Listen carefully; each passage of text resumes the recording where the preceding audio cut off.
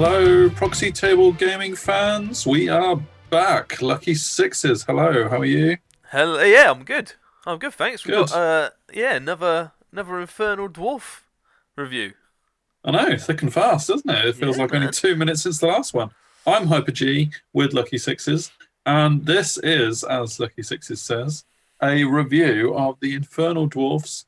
We're going to have this conversation again. Beta book. Or is it a better book? Beta. Beta. Better. No one commented to say which is right, and I'm not sure how you would convey which is right in It's written form. yeah, But it's because they're all right yeah, in one way or another. absolutely. It's the So yeah, beauty of Ninth Age. the beta book came out on 12th of November, which is actually the day we're recording this because we're right up with it. On it, bruv. Yeah. At least we hope it came out on the 12th of November. That's what we've been Yeah, told. yeah. So We'll release if it. We'll release it there. if it, So yeah. yeah, if it doesn't get released today, not our fault. Just saying. But yes, so hopefully you can be enjoying flicking through the new ID book, seeing the changes they've made right from the first one that was released months ago. I hope And you the got a second chance to, yeah, and the second one exactly. Yeah, So this it's is gone the from third, I guess, installment. yeah, and this is officially beta now, isn't it? So as opposed to alpha, I guess. Yeah. I don't remember the first one really being called alpha, but Nah, I guess it's just yeah. who knows. Is it Charlie next? Well, yeah. Yeah, I'm not sure there will be a Charlie. Who knows? Poor Charlie and the Infernal Dwarves. Yep. So we are going to be going through the book. We're going to be talking mainly about what's changed between the second and the third book. Yep. But we need to preface that by saying that neither of us are ID players.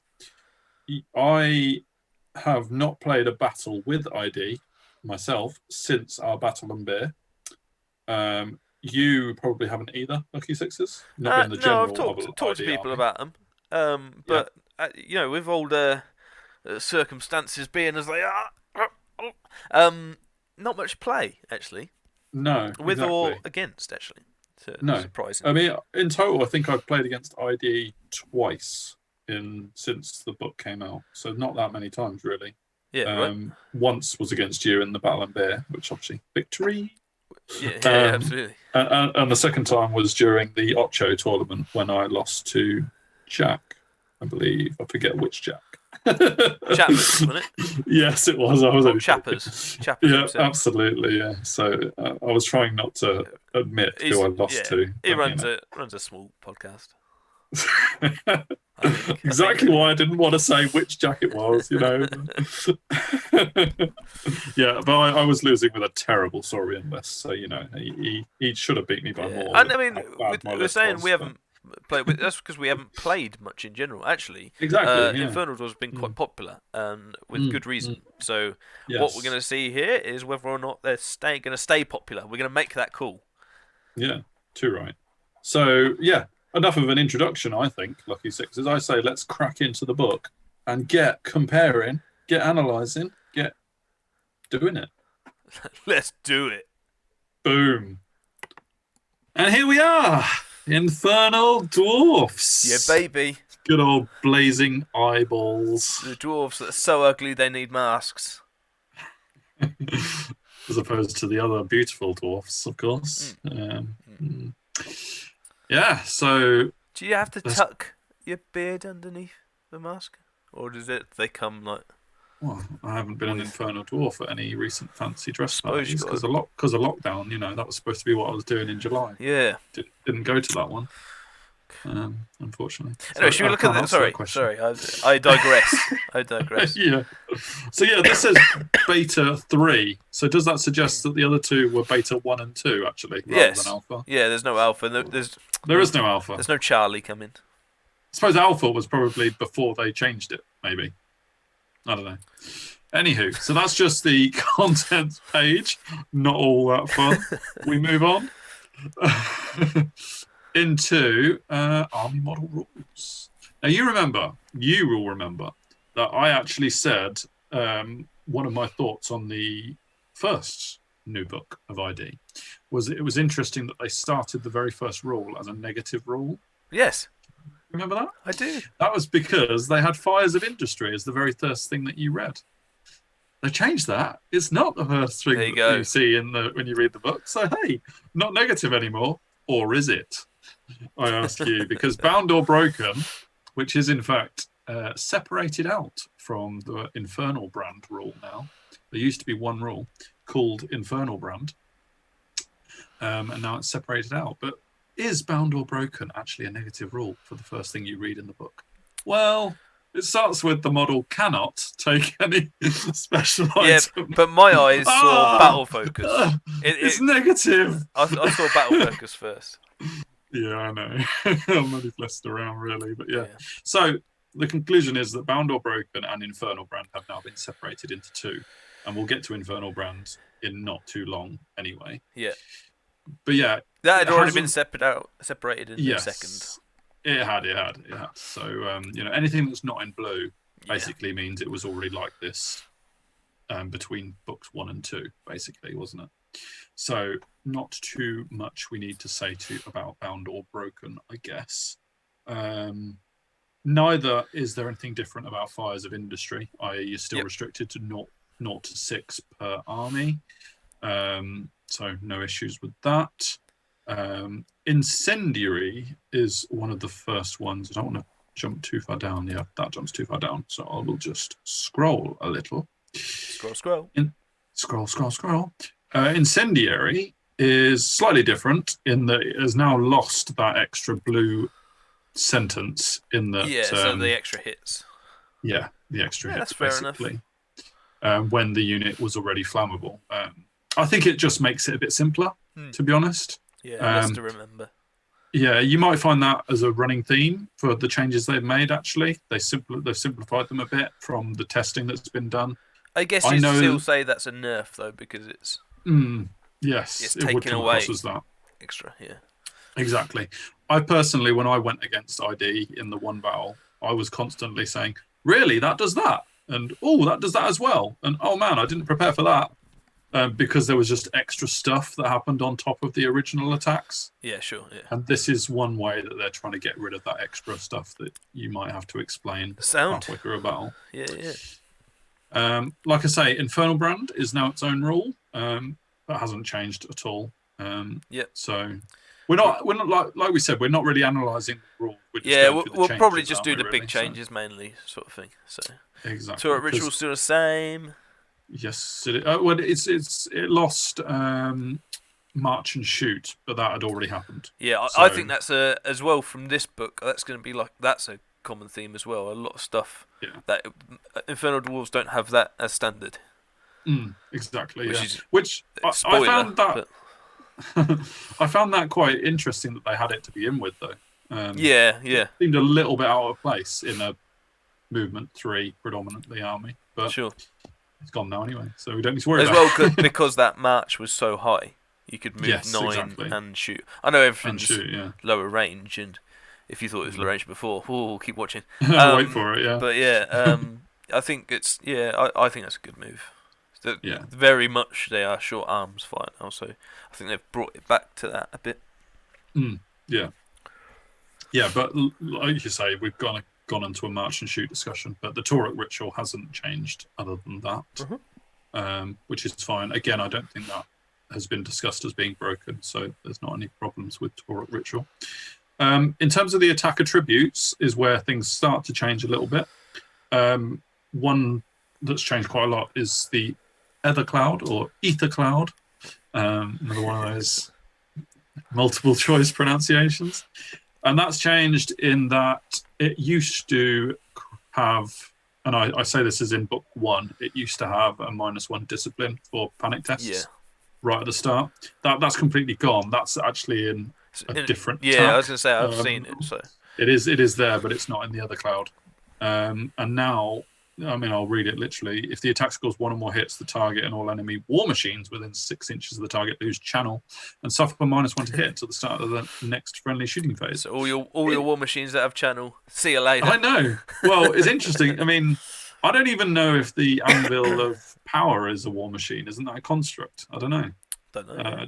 Dwarf players tell us. Is that literally built in to affect you? The only, the only, the only war machine with channel. They're gonna love that. I mean, Undying Dynasties might have one as well, actually. But yeah, if you know of examples where war machines have channel, put them in the comments because neither of us remember any. Did you just say UD? Yeah, UD potentially have one, don't they? I forget what that's called, and I'm not going to look it up. Yeah, who cares? We're not here to talk UD. No, we're not yet. Kadeem Blessed. That has I've written down added. I don't know what I meant by added. I think that was originally part of Kadeem Manifestation.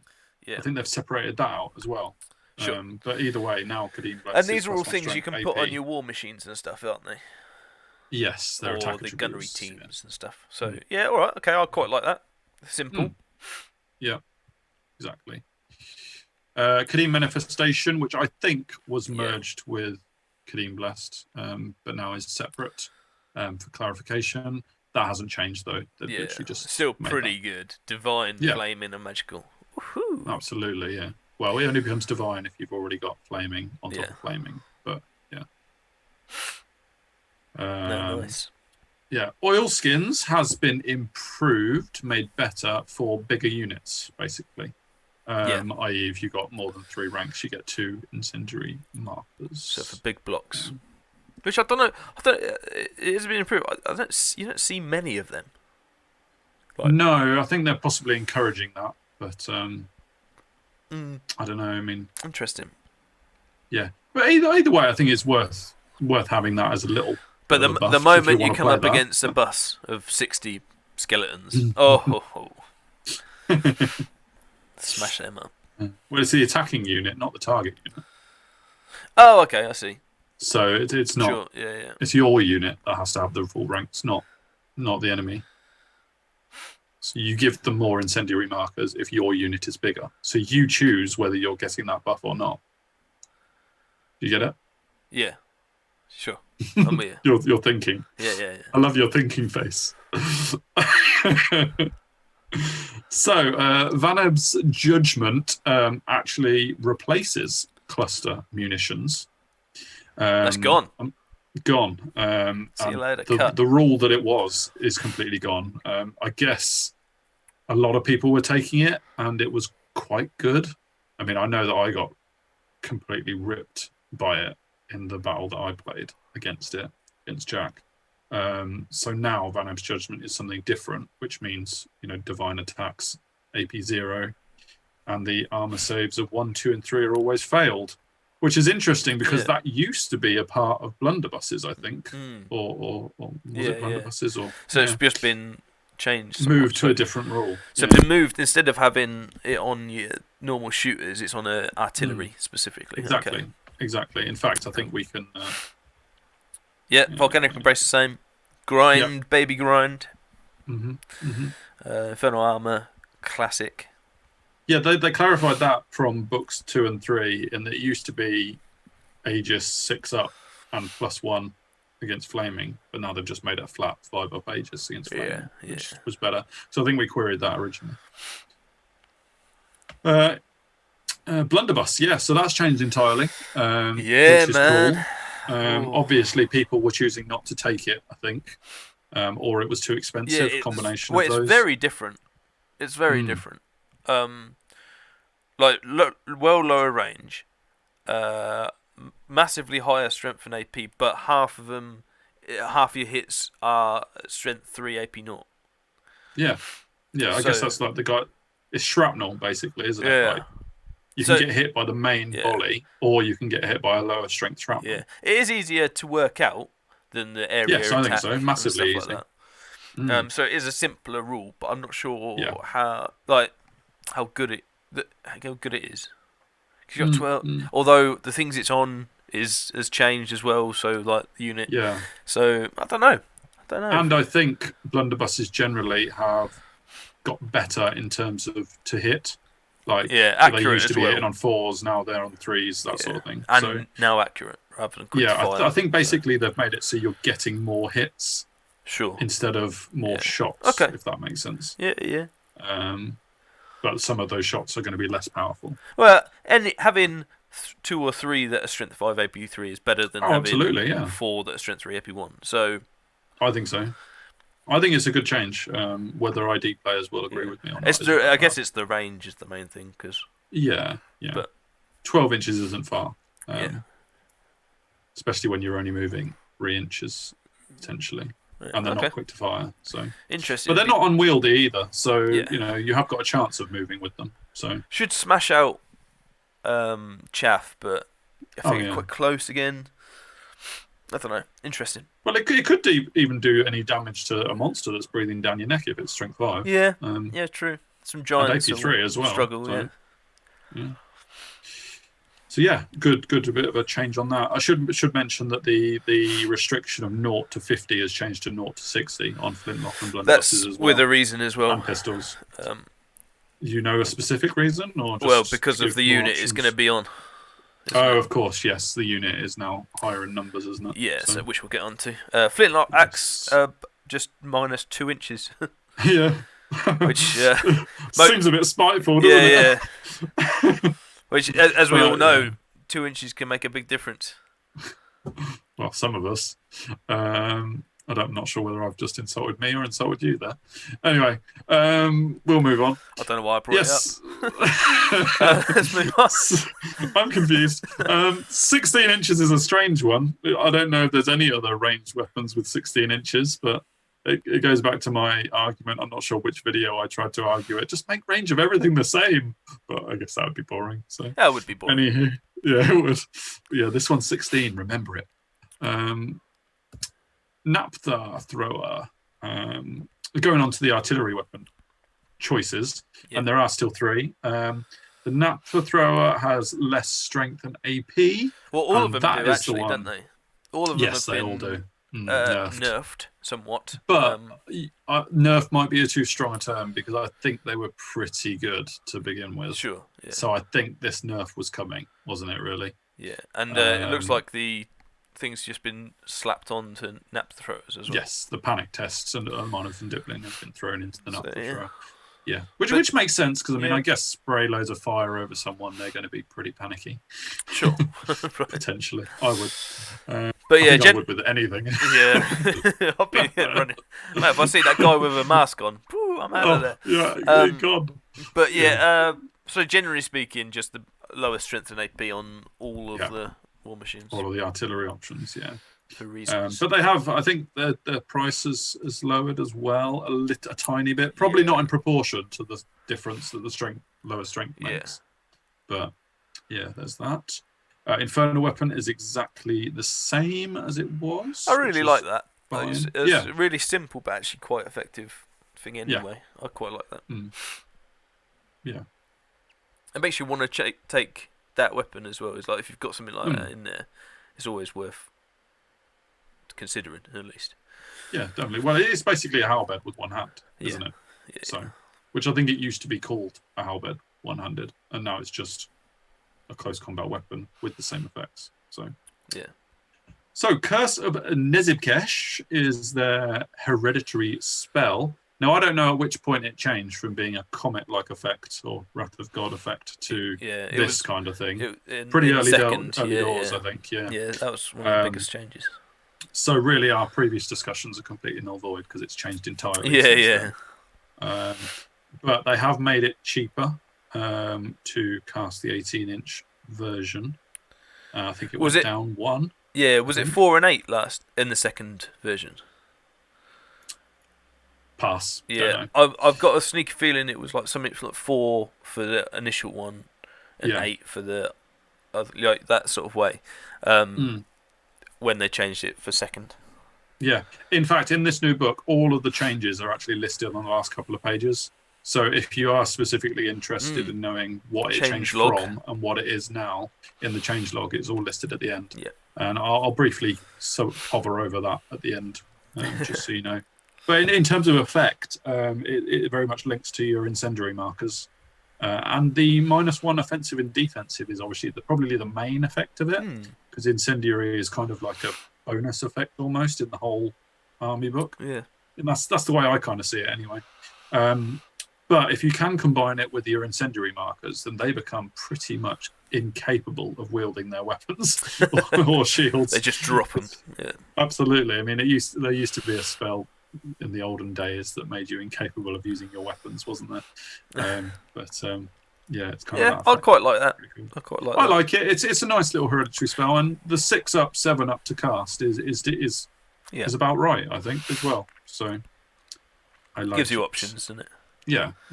And it used to be called the Fury of Nezabkesh. I'm not sure when that changed. Maybe that's a more recent one because that's in blue. No, it's not as furious, this spell. No, it's more cursey.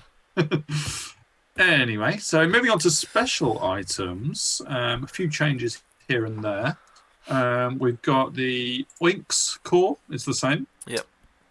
Nothing different with that. The triple speed has gained 5 points. It's 5 points more expensive, and it clarifies about gaining magical attacks, which I think most people probably assumed anyway. Yeah, I think it's all about clarifying. I might be making it up. It might have been errated, but anyway. Errated. Like between the things, but yeah, they've just clarified it in the book. Good. Yeah. Flame of the East is exactly the same, which is good. I like that one. I'll look at banner enchantments while we're on this screen. They're taking away my wall, man. I know, your wall's gone. I don't want a blessed icon. I want a wall. Yeah. Give me back my wall. No, they're not giving it back. They're not giving it. It's a blessed icon now. Can't believe it. AP of special attacks set to 0. I mean, I still like that. Don't get me wrong. Do you? Do you still like it for 40 points, though? I'm not sure I like that for 40 points. I'm thinking more like 20, 25 at most. Okay.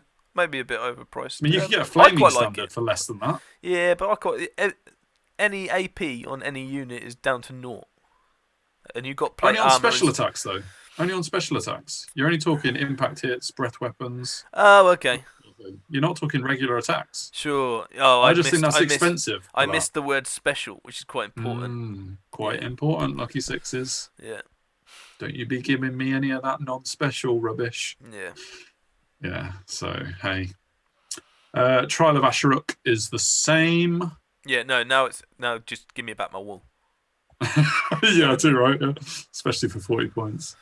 Armor enchantments. We've got the Mask of Ages, which has been completely flipped, really, because the Immortals rule changed. Yes. Whispers of the Mask is totally different now on Immortals. But I think that was already changed in Book 2. Sort of thing. Well, but they've changed this item to be its own item as opposed to linked to the Immortals rule. Yeah. No, really. Sure. Which also means that they changed the points. It's plus 10 points. But because it's a completely different item now, that kind of makes sense. I like it. Terror, +1 armor, battle focus, and then +1 Aegis in close combat, which is very nice. So, I like it as an item. I think it's interesting. I think it's good, and it doesn't link to Immortals anymore. And as well, another thing, which is what we said last time, is that it doesn't link another rule here that you have to look up somewhere else. It just says absolutely, which is so much better. Oh, it's much better. Obviously, like battle focus and terror, but they're like the standard rules. But like another rule that no one else would have known unless you're an ID. That's what I like. Exactly. You're not like looking at it and saying gains Whispers of the Mask. Oh, what does that do? Flipping 10 pages, reading Whispers of the Mask. Okay, now I know what it does. Flipping back. Yeah. No, I don't want to take it anymore. You literally just know right from the off whether you want it or not. Yeah. Absolutely. I couldn't agree with you more on that one. It's seconds saved, but it's still useful. Otherwise, same for armor enchantments, apart from a little bit less on Blaze. Blaze of Protection is slightly cheaper. Yep. But otherwise unchanged. And Kadim Binding, which I think is fairly popular, actually. I don't know. Maybe I've made that up.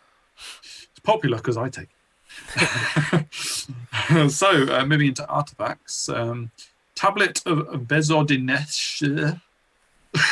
Yeah, that's good. That's good. On the end. That is really good. Yeah, definitely. But it is the same. Yeah. Breath of the Brass Bull has become cheaper. since book Yeah, 1. sure. It's but it was changed in book 2, so which is why it's now the second artifact as opposed to the first one. Ring of Desiccation is the same. The Golden Idol has been reworded, but it doesn't change function too much in that rewording. Just clarifies that it's on infantry, basically. So yeah, only affects infantry. So it's not like the bearer is on a chariot and the chariot has whatever. Yes, exactly. So it kind of just it's basically rewording to clarify, really. Yeah. Yeah. Otherwise, everything else sort of stays the same, right? Yeah, you're paying a lot of points to. Sorry, still on the Golden Idol. You're paying a lot of points to get that first effect if you're not infantry. So you would always take it if you're infantry. But you can take it for the second part without being infantry. So but that's, again, I say that's a lot of points to pay just for the second effect. So well, especially if if you're not infantry, it wouldn't reduce your movement. So that'd be harsh. Anyway, yes, like you say, everything else is very much the same, which is good. Although Unflame got reduced 5 points between books 1 and 2. Moving into the army organisation is very much standard. Nothing different there. And now we get into the meat.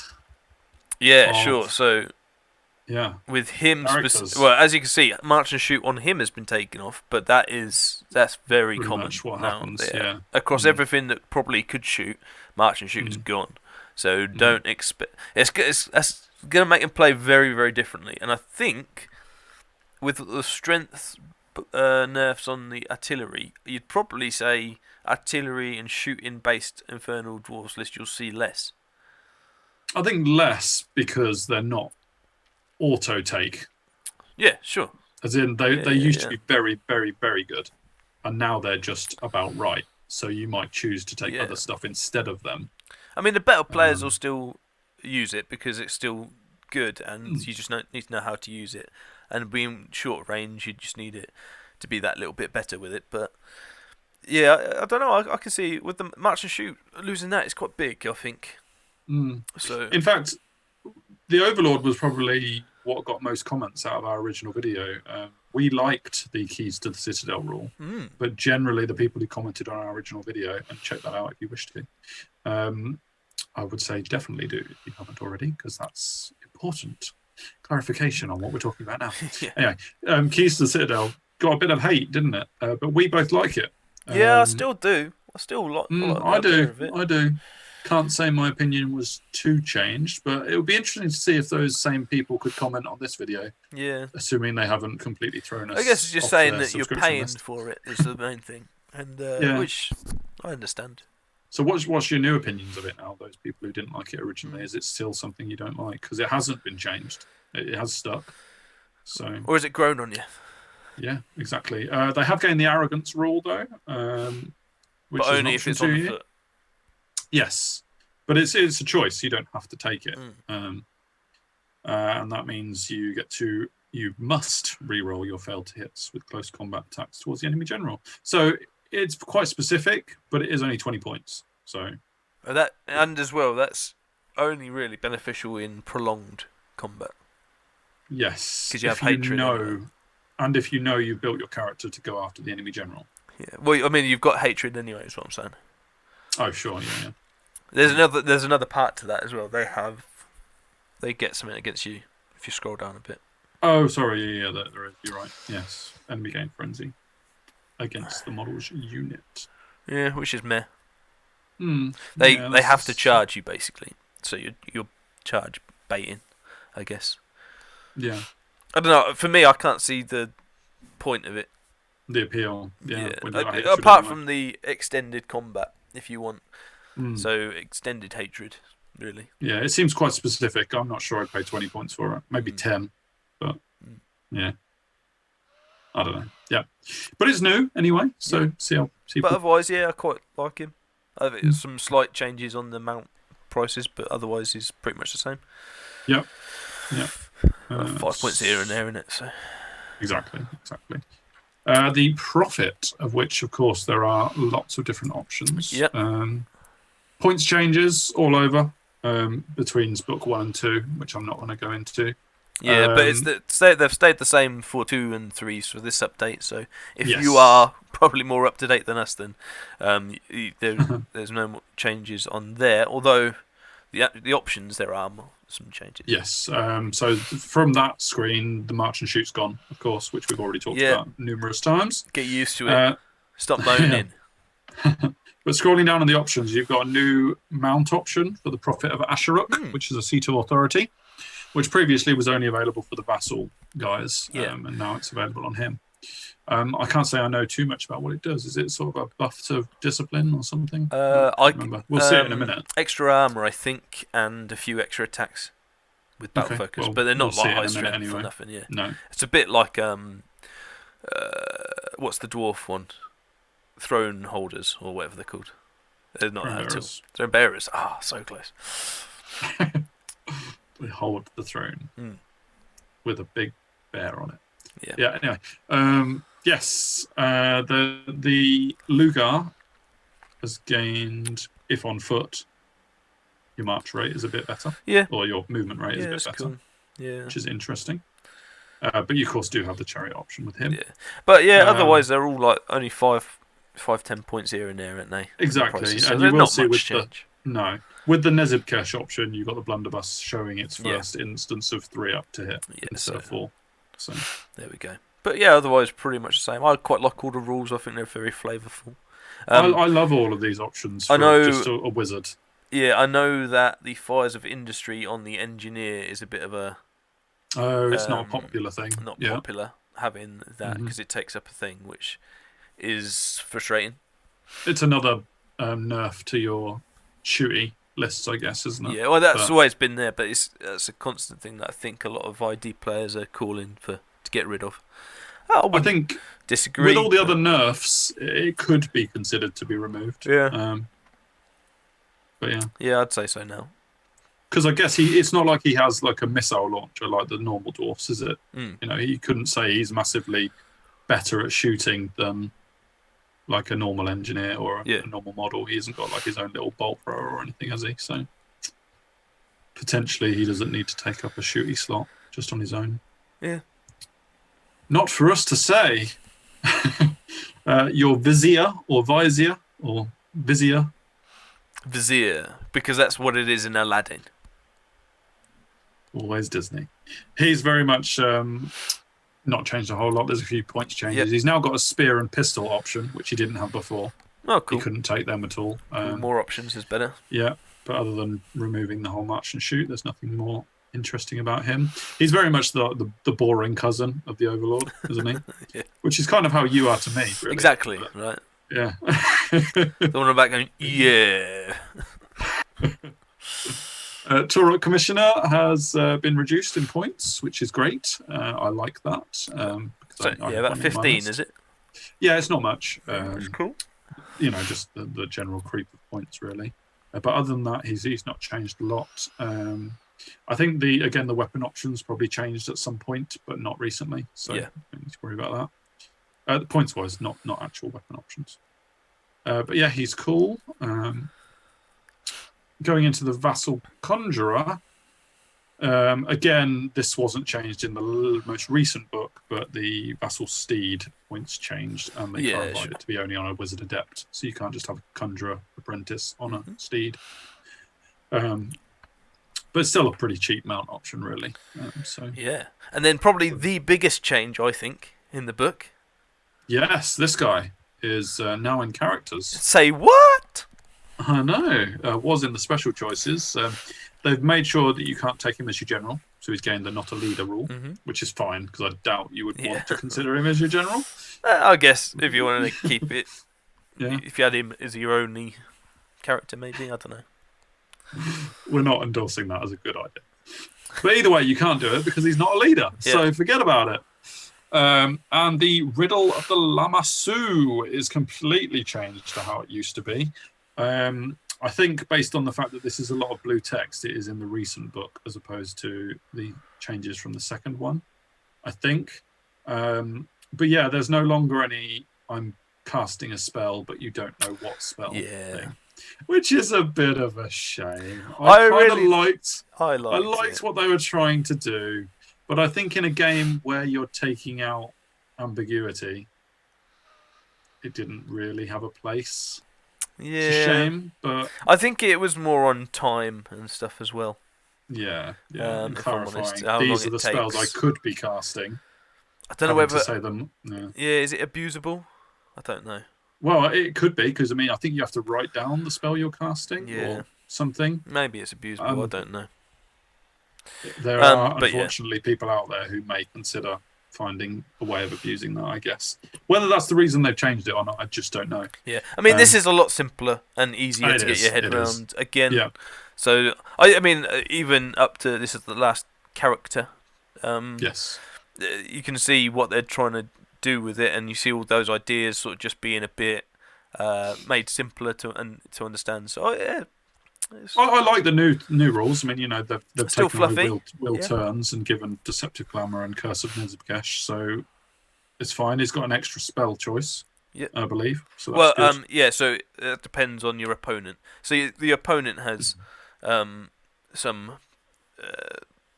power over you because they choose either you to have an extra channel.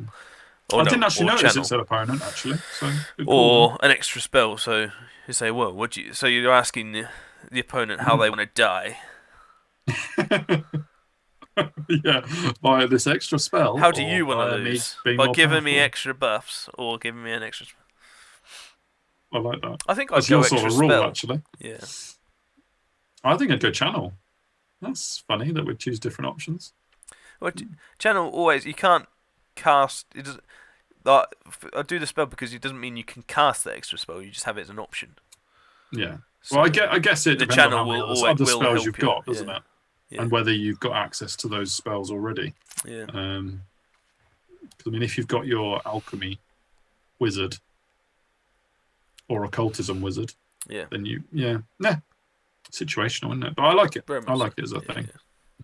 So moving into character mounts, this is the Seat of Authority, which is... Oh, sorry, before we move on. The Lamassu has also gained... Sorry, I'm jumping about. A single artifact option at no points limit. Because it's a pretty cool character. Yeah, and the student has gone up in strength from strength 3 to 4 that makes and sense. AP1. So, yep. So is that strength 4 AP1 with an infernal weapon on top? Yes.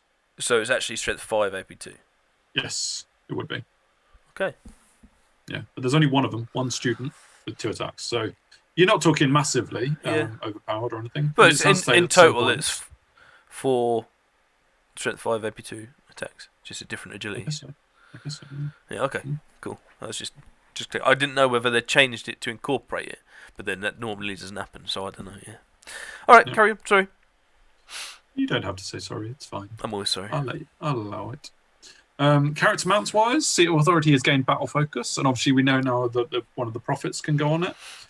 So yeah, this vassal governor rule is what I was trying to refer to about. No, in fact, it isn't affecting. Doesn't affect discipline, does it? It affects much oil skins and stuff like that. So, yeah, I guess that means because Seat of Authority 40 by 40. I'm just looking for the rule that allows it to go in units. Model may join vassal levy units. This overrides corresponding infernal brand because it wouldn't normally. But yeah, cool. That's all right. Well, I was about to give a bit of a spoiler there, but I won't. Vassal steeds, same. Kadim Chariot has gained an Acolyte of Lugar on top. It didn't have any rider before, which is quite interesting. Okay. Any additional rider, I should say, because this is a character mount. So obviously it would have had the character and the beast, and that was it. Yeah. Now it's got a Lugar guy running alongside with it. Cool. Which is good. I mean, Lethal Strike is part of the Lugar options, so don't need to particularly pull that out. But it is new to the Acolyte, and therefore he's also got weapon choices. Sure. I like that. I like that. Yeah. Just a bit of extra punch on your Kadim Chariot, basically. And then we get into the Beastie Boys, and their points changed on the guys that can take them up or down here or there. I think one got cheaper, one got more expensive. Can't remember which way around now. But I think in this order, the bull got cheaper and the great bull but it might be different on different things. So true. Yeah. I did notice potentially changes in Fearless and things between books 1 and 2, but because it's not a change between 2 and 3, I didn't spend too much thinking about it. Well, it's just been added on, is it? Yeah, I think it changed early doors as opposed to between 2 and 3, so that's why I'm not picking it out in particular. But yeah, no, if you're used to it, this new update won't change anything. Same with the Bastion. Absolutely, there's no blue text there, which is cool. Although I did pick out very much like it has changed that it's not 360-degree shooting anymore. Yeah. You just pick a point in the front rank. Yeah, that was shoot from. Crazy. That was crazy. Yeah. Because shooting behind you, it's flavorful, but it doesn't really make sense. Yeah, not in terms of the game. Yeah. So now you can just pick any point of the front facing, which is still pretty powerful. Yeah, for sure. Which is cool. You got a bit of a wall breaker roll in there. Does it? Well, I ain't got a wall, have I? I ain't got a wall to break. No. All right, so now we've got some fun in the core, and these have really been through the ringer really with the changes, haven't they? Yeah, so don't worry too much about the Ziggurat regulars. That's the same. It's That's just new. Giving it a name.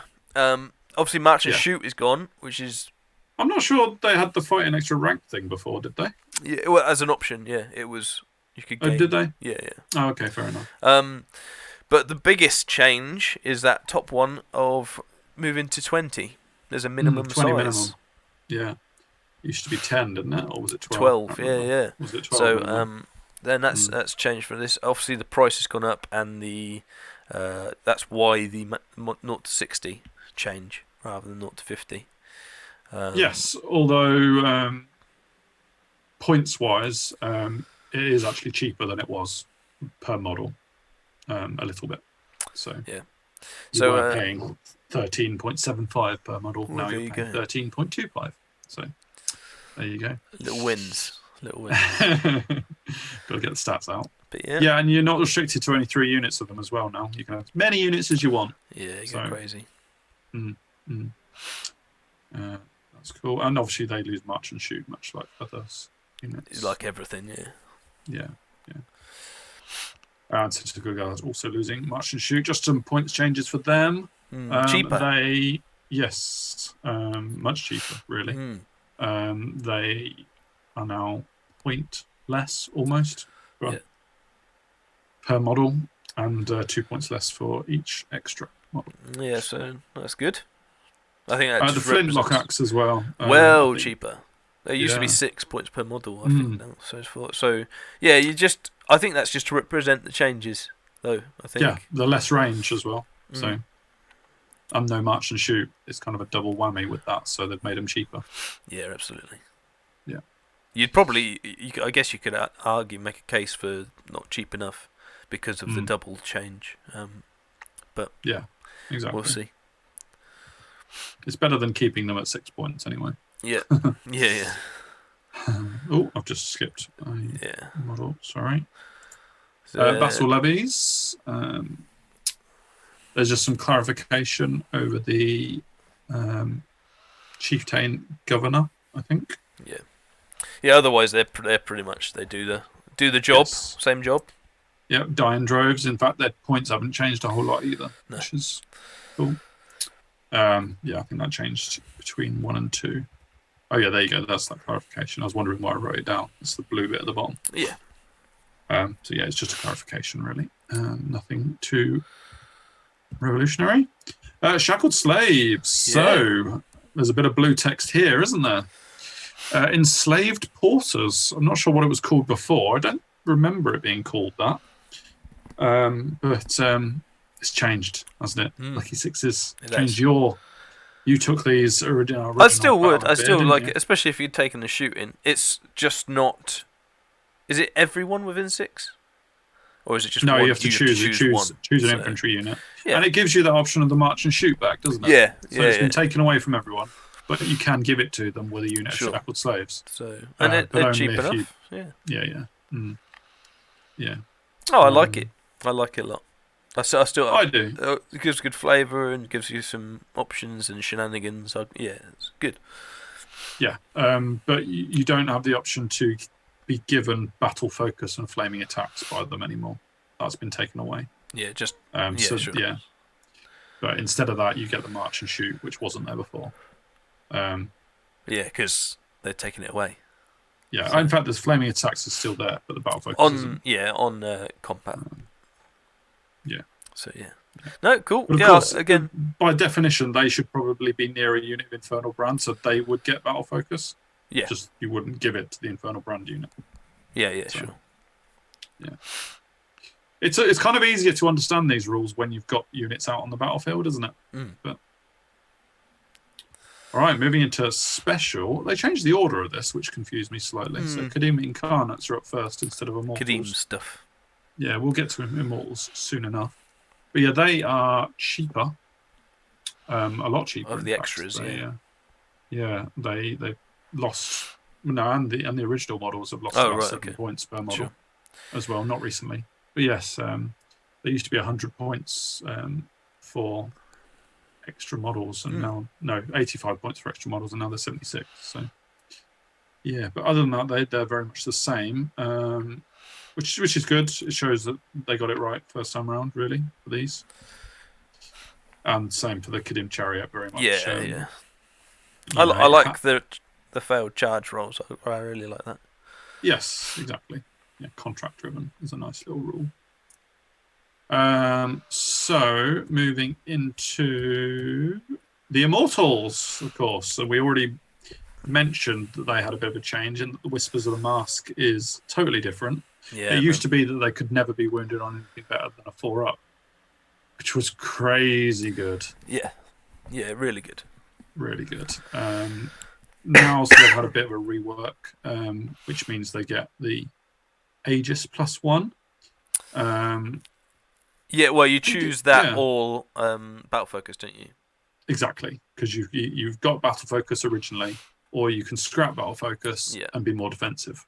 But so basically, you get to choose. Yeah, it's only if you've really. That's only good if you've got any other buffs. Because I can't. Because from what I can see, it only gives you +1, so you're only a 6-up Aegis, which is. I mean, it's great for me, but are you gonna you're gonna need that in combination with something?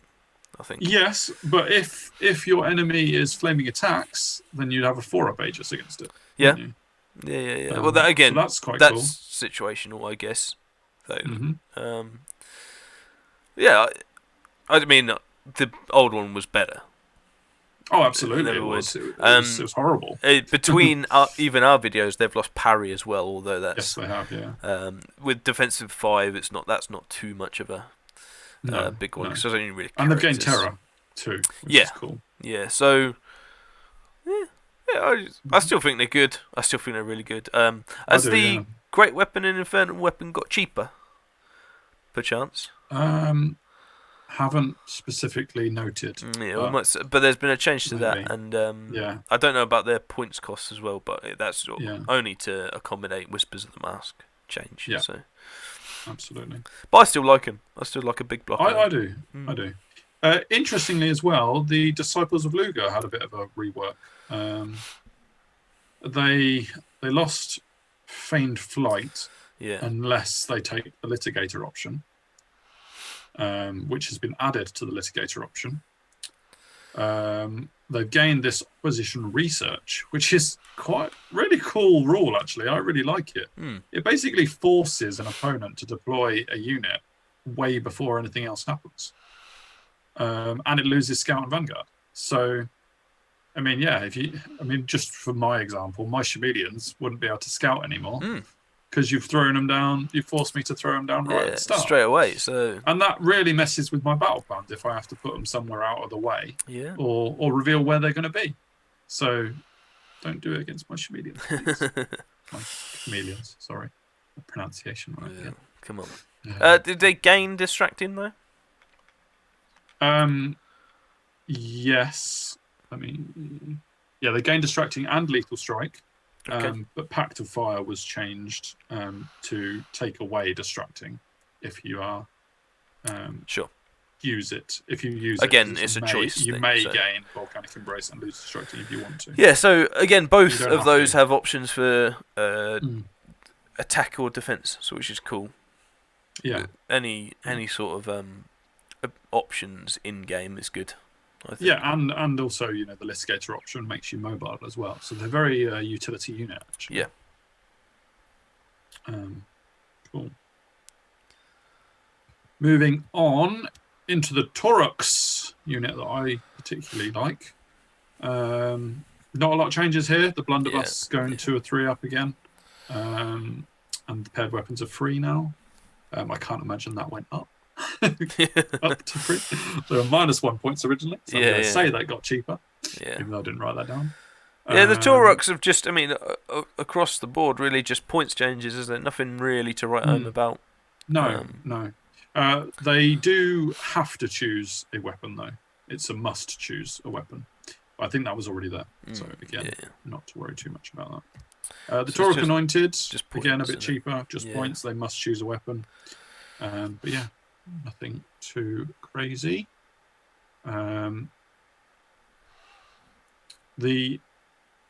What was wrote down? No, that's fine. They were already like that. Vassal Cavalry, they are slightly more expensive, but from not from the original. 10 points from the original, but not a recent change. Cool. So that's all good. The Slingshot, same, just changed ever so slightly points wise. Got a little bit cheaper, but not recently. The Gunnery team. So because of the strength of shots going down in the Naphtha Thrower, Titan Maw, and Rocket Battery, they became a bit cheaper, which is good. And their cumbersome rule has been very much shortened because of it, i.e., because the weapon is now less strength itself, they didn't need to mention in that rule to reduce the strength, if that makes sense.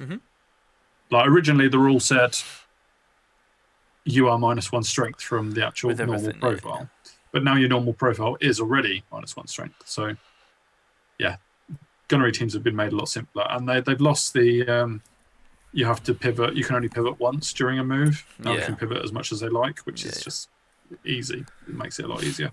Absolutely. Interesting that they can only declare hold as a voluntary charge reaction, so you can't use them. Yeah, that's not good. That's not good. It's not great for them. No.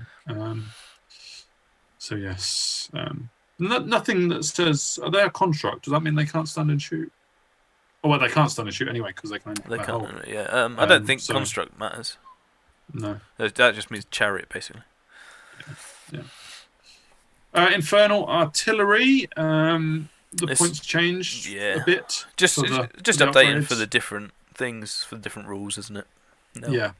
And unlike the gunnery teams, who are no longer allowed to choose the ammo type, the Infernal Artillery are still allowed to choose the ammo type. That's essentially just making it simpler, the difference, isn't it? Because the strength and all that's the same. It's just these A can't move, and B have the extra options. So I like that. It's a good difference. Yeah, exactly. Yeah, because you've still got the 0 movement on it. Yeah. So you better be happy where you placed it. That's all good. So moving into Instruments of Destruction. Now the Infernal Engine, a whole load of rules on this. I won't scroll down just yet, but it is a little bit more expensive, 10 points more expensive. Yeah, there's point changes all over the board from the first book. Yeah, but rules wise, not a lot different. Other than if I scroll down, the Steel Juggernaut, which is an additional option. It loses quick to fire. It doesn't now lose quick to fire. Yeah. It has quick to fire, and it doesn't lose it by becoming a Steel Juggernaut. Yeah, that makes more sense. Yeah, but other than that, it's very much just points changes here and there. So again, the actual unit's the same. It's the options that come with it. I quite like the just the basic Rock Crusher, if I'm honest. Yes. 2d3 grinds. It's not amazing by any means, but it's just consistent 2 to 6. Yeah. Pretty high strength and all that. And it's still just a tank, decent chariot, so just, Exactly. It's Res 7, 3-up armor. It's just a tank. Yeah, through it. Yeah, exactly. Strength 6, D6 plus 1 impact hits. It's all nice, really. You need to make sure you get a charge with it, for sure. But that can be said of any chariot, so... Yeah. Cool. Infernal Bastion, we've kind of already seen that because that was in the mounts, but there's no difference there. And the Kadim Titan has stayed pretty much the same. It's 5 points cheaper from its original, but still a tad expensive, I think. You think so? Do you think? I think so. It's great, right? But it's just still a tad expensive for me. I really like them. I think. Yeah. It's coming from a guy that takes Gore-Tex though, so I'm not sure I can say anything. Yeah, I've got the sunlight coming in my window. I've gone a bit faint, haven't I? It's nice. Anyhow. It's like the ether cloud. Yeah, clever. I like it. Yeah. And then we got the Citizen Giant, who crazy. We ignored this guy for our Battle and Beer, didn't we? Both of us. But probably a lot of the discussion on ID has been around this guy. Probably most specifically the Tower Shield, which has completely changed now. Well, not completely changed. Sorry, it's been nerfed a bit, really.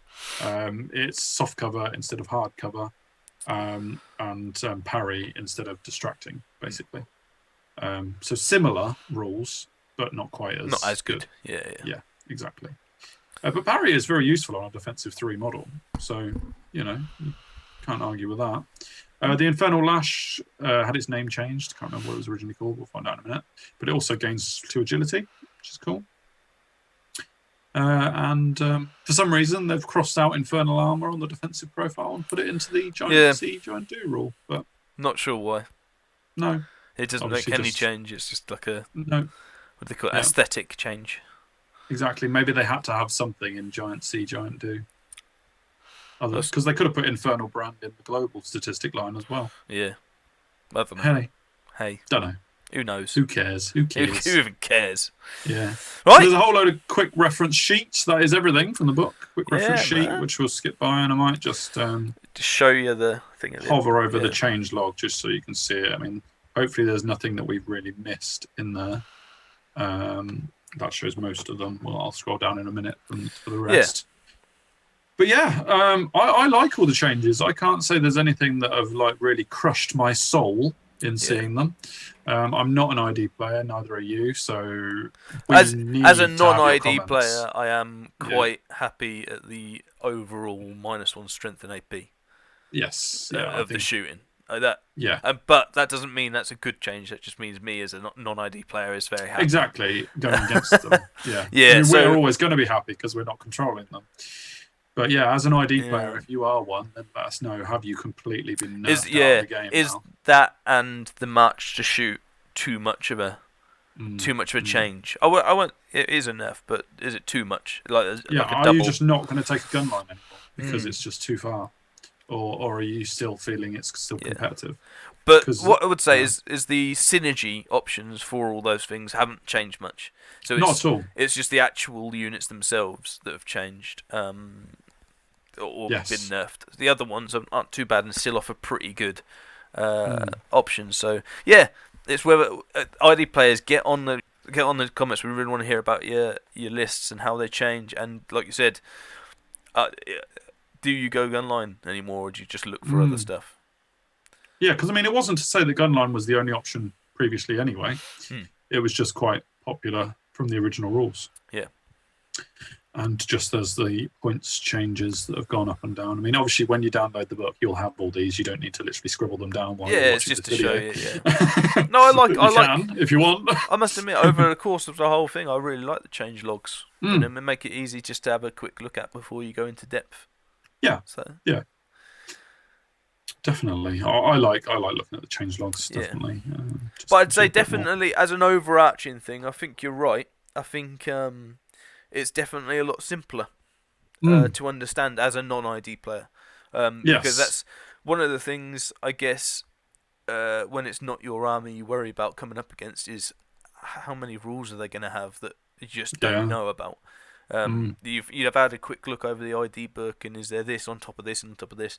Whereas now that's a lot less than it was in the first one and the second one, and so every iteration they kind of get a bit simpler, not necessarily worse, but a bit simpler. Yes, well, exactly, yeah. So and they need to make them more complicated to begin with to see if people find them too complicated. If that makes sense. And because I don't want to say they need to, but it's definitely better once they're simplified. Sure. But they're still having the same effect, is what you're getting at, really, aren't you? Absolutely, yeah, definitely. But yeah. So we will be following this video up with a lists video. Lists, yeah. Because we are going to repeat our Civil War battle of ID versus ID. We don't know for definite whether it will be me versus you with the lists, do we? It may be other people playing the lists that we come up with. Currently, we've got it's going to be an ID Civil War again. Very much like a rematch. Very similar list, just an updated with the new thing. So keeping it on that. But if we do get offers for people playing, then we'll sub one of us and have ID versus someone. Could be another ID, could be someone else. But currently we're ID v ID. I think we'd prefer if it was an ID Civil War. Just get see more stuff, right? But anyone can control them. It doesn't have to be us, basically. So tune into that video and have a little look at the lists that we've got with the changes that have been made. Yeah, so we'll do a quick little video on the lists in a few days' time. So stay tuned, and then it's confirmed on the date? Yeah, aren't we? We think we're on for next Tuesday. Next Tuesday, around about 8:30 sort of time. But we'll let you know on the Twitters and the Facebooks and the forums and social medias. Blah blah blah. So don't forget to subscribe to the channel so that you get your notifications. Absolutely, don't miss a thing. About all the stuff that's going on. Especially if you're an ugly mask wearer, you need to be involved. And tell us whether you have to tuck your beard into it or not. It's an option. There's some grow in it. I might need that. But anyway. Sweet, we'll see you there. Yeah, absolutely. Or be square. Bye. Nice. See you later.